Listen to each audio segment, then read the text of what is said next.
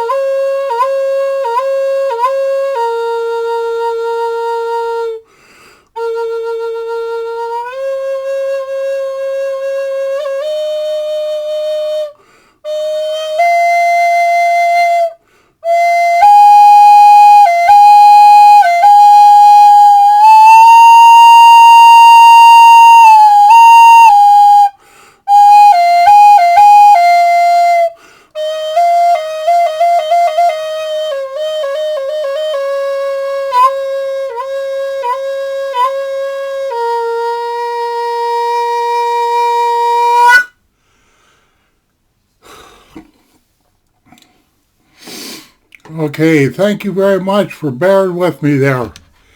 Believe it or not, I did that little tune on Native American flute for somebody I don't even know. I said somebody I don't even know. I'm going to tell you a little story here. About a month, 3 weeks ago or something, the wife and I was over in Bozeman. It was on a Friday. Now, to give you some kind of bearing, today is December 12th, Thursday of 2019. But about a month or so ago, wife and I was over there shopping. And we came out of Wally World, and there was an intersection that we had to stop at. And right on the corner sat this old woman, this old lady. You know, one of these street people with a sign. And I'm talking to my wife, just like this, and I kind of looked over there, and my eyes met her eyes. And I seen nothing but a sea of sadness. I seen nothing but a sea of pain. I seen nothing but a sea of loneliness.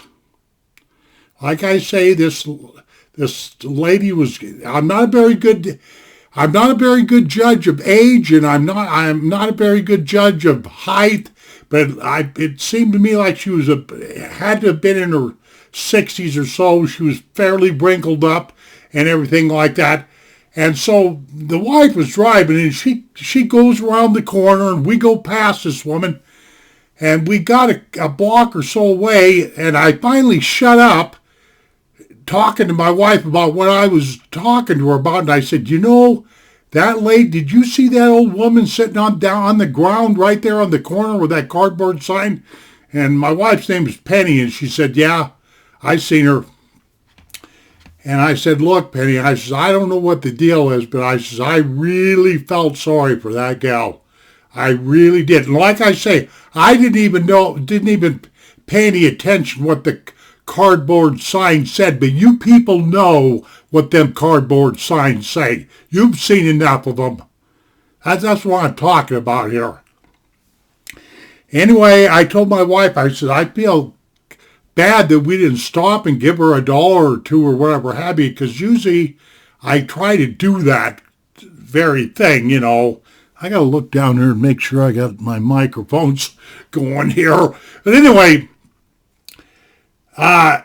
this last Friday, just a week ago, almost a week ago today, we was back over in Bozeman because my wife was doing her last minute Christmas shopping. And I just go along to stumble through the stores because I ain't into shopping. I ain't into a whole bunch of stuff. But anyway, I just gave me something to do, something to laugh at. Yeah, I really do laugh at these merchants sometimes. But anyway, we're coming back out of Wally World again, Walmart's, and right on that same corner is this same old woman sitting right there. And the wife started, only this time I was a little bit more prepared. And the wife started to go around that corner, and I said, "Stop this Jeep." My wife drives a Jeep, a trail hawk. And I said, "You got any money on you?" Because I don't carry money. I do not carry government, rented, bankruptcy, I'm going to imprison you paper. I do not carry that kind of paper on me. It's evil stuff, that's why. But life, she starts peeling through. She did just what I told her to do. She pulled over, we were, like maybe 50 feet away from that gal or something like that. And she's fumbling through her wallet. And she's, "Well, I have a couple of ones here." And I said, "That won't do it." She says, "Well, I got she was fumbling around. She says, "I got a 5 and I got a 20. And I knew it was probably best if I didn't hit my wife up for $20. But I said, "Give me that $5 bill." So she gave me that $5 bill, and out the Jeep I went. And, of course, that elderly lady stood up and seen me and started walking towards me. And I walked right up to her, and I looked her right in those eyes that were a sea of pain, a sea of hurt, a sea of loneliness. I looked right into those eyes, and I said, "Ma'am, this is the second time that I drove by you and not done anything for you." I said, "But it's not happening this time." And I handed her that $5 bill, which that in itself meant nothing, meant absolutely nothing. And just right after I handed her that $5 bill, I looked her right in the eye and I said, "Are you hungry?" And she says, "Well, I think they've closed breakfast in Wally World," or something like that. She never really did say yes or no or whatever have you. Now, you have to understand something. My wife was in a big hurry that day because she had a lot of stores to do, a lot of shopping, and even grocery shopping and stuff like that. A lot of us Livingston people, unfortunately, if we're going to do any heavy-duty shopping, we end up having to go over to Bozeman. Anyway,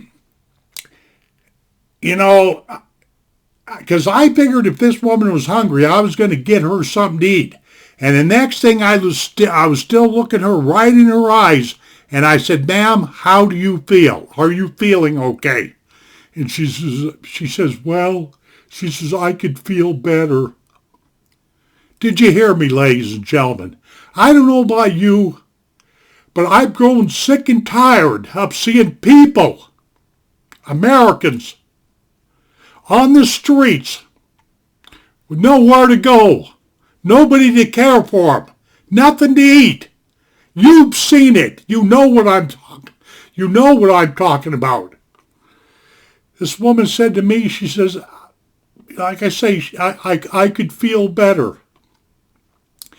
And I stood there helpless because all I could mumble, I said, "Well, you better be glad you don't live over in Livingston where I do, because over here in Park County, they don't let street people, people with cardboard signs, the homeless and stuff, they won't allow it.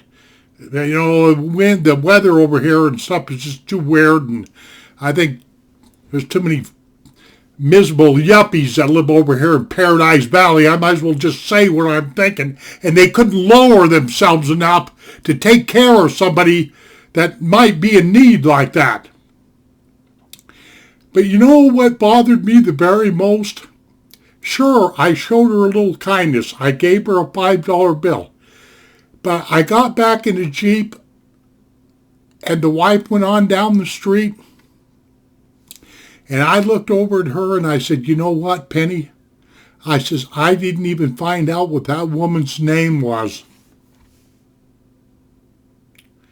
So that little tune that I just played with my heart, I'm not a very good flute player, but I played it for the homeless lady with no name. But before this deal is over with, I'm going to go back over there to Bozeman. The weather's not too favorable right now, but you never know. But there is going to be an end to this story, one way or the other. Because I am going to seek that woman out, and I'm going to see if I can't get her some help. I figure that's the least that I can do as a human being. That's the least that I can do as a red-blooded American. That's the least that I can do as a veteran of this country. Because we live in a country, ladies and gentlemen, where, these industrialists are greedy. Everybody's greedy. We live in a grab, get, all for me kind of a world. And it just cracks me up when you see something like that. And it's like nobody cares. I know damn well them assholes, excuse me, but them clowns up there in Washington don't care. That much I do know. But anyway, it was on my heart today to make this video for what it's worth. This is the end of this video. I really don't have much more to say, except for I am going to go back over to Bozeman and try to find that elderly lady and see what I can do for her. Thank you very much for visiting me in my home today, ladies and gentlemen. And like I'm famous or infamous for saying, we shall see you on down the trail, and take care of yourselves. See, maybe some of you know now why I keep saying that. Take care of yourselves so the cat down the street ain't going to do it. Okay, adios, my friends.